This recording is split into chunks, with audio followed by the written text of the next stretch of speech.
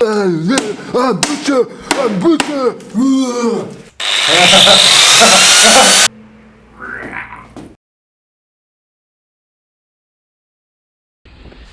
totally wasn't ready for snow today.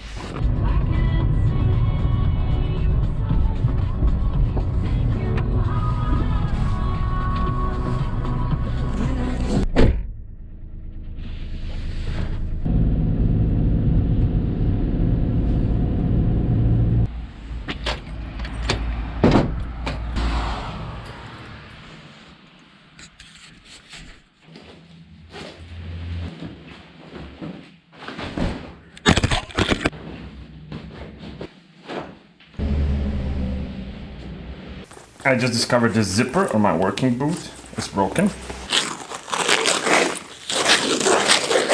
Snow has fallen, the MR2 is under the covers, and the driving season is unfortunately over. But fortunately, that means it's time for the GPZ 750R restoration. This retro Kawasaki is gonna get a restoration. Also, in future videos, I might be calling this the 900R because the 750R is incredibly rare and that makes it a totally useless keyword. But basically, it's absolutely the same bike as the 900R minus the 150 cc's of displacement. So what are we doing today? Today we're going to remove the engine. Why? Let me show you. Unfortunately, I can't find my socket, so I'll just be an idiot and use this. Now, the problem I have with this is that I can't rotate the engine fully. Now, it's not seized. As you can see, it moves.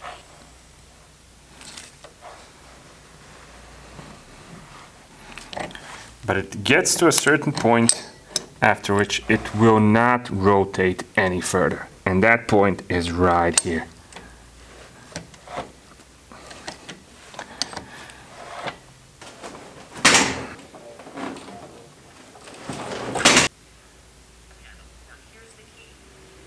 What most people try to do, and the wrong technique, is to actually try to rock the motorcycle back up onto the center stand.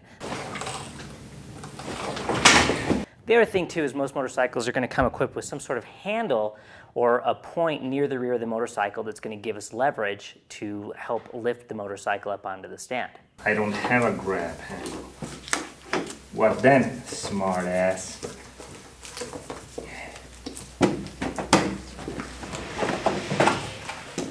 One hand on the handlebar, one hand on the grab handle. I'm not going to rock back. I'm going to push straight down with my leg and lift straight up with my rear hand. Oh shit, it worked! Ha! Thank you. Thank you. Who was I watching? I'm gonna like that video now.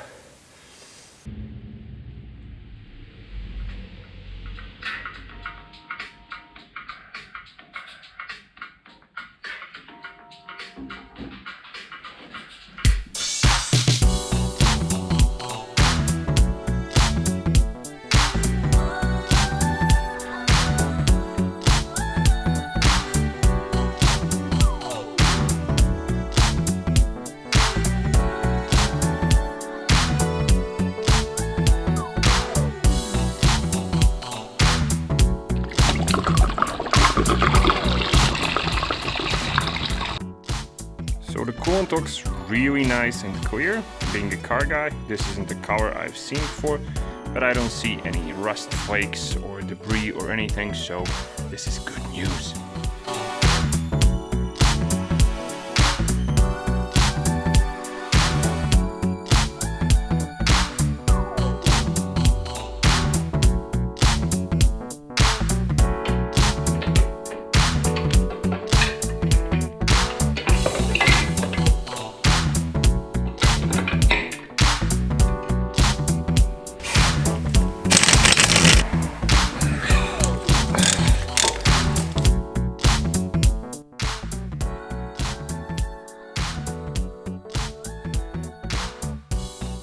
Balance pipe that connects the two manifolds, exhaust manifolds, is so rusty that it just snapped in half the moment I unbolted the exhaust. Look at that.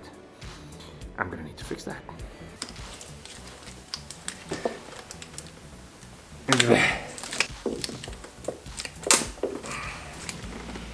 Oh, come on. Everything is absolutely brittle and horrible here. I have no idea how to get the carbs out. They're right there, but you can't do anything to it.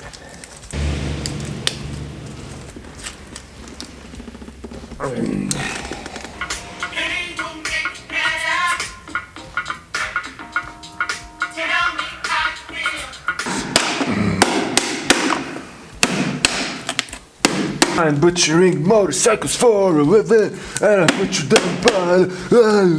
I'm butcher.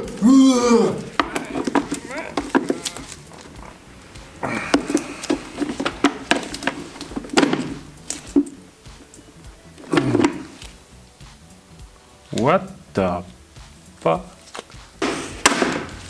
Revenge for the hammer!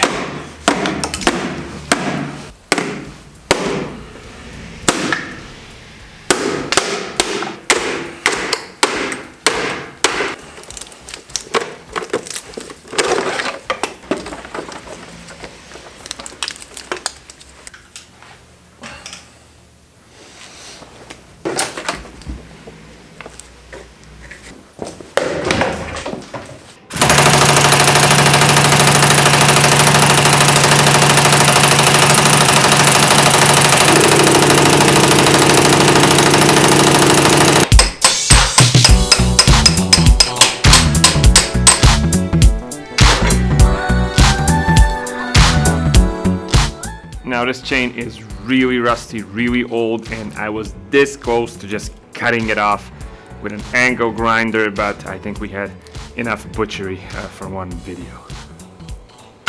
Just look at the amount of disgustingness in here. I mean, no one cleaned this in, I don't know, a decade, 2 decades, ever since the bike was bought.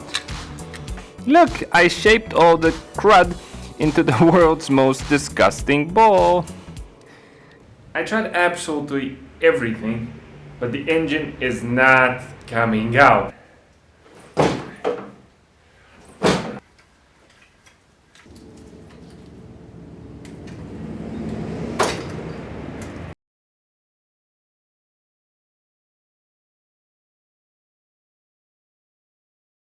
So I've tried basically everything. I checked in the factory service manual. I'm sure I got the right bolts out. There's nothing in the way, but the engine is not coming out.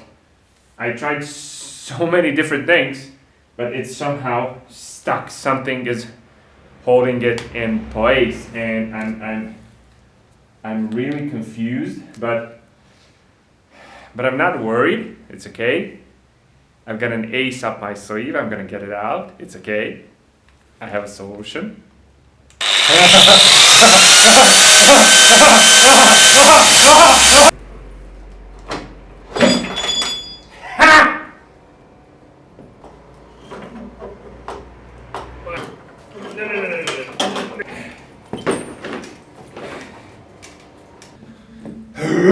Let's go! Man from the Balkans!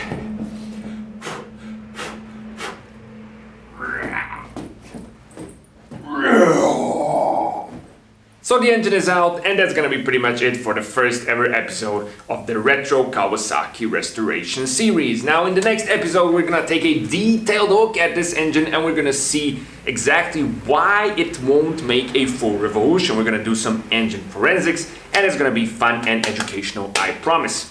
A little pro tip: if you ever decide to remove an engine from a GPZ 900R or 750R, the factory service manual might confuse you like it confused me. There's a little bracket on the other side of the bike, as you can see here.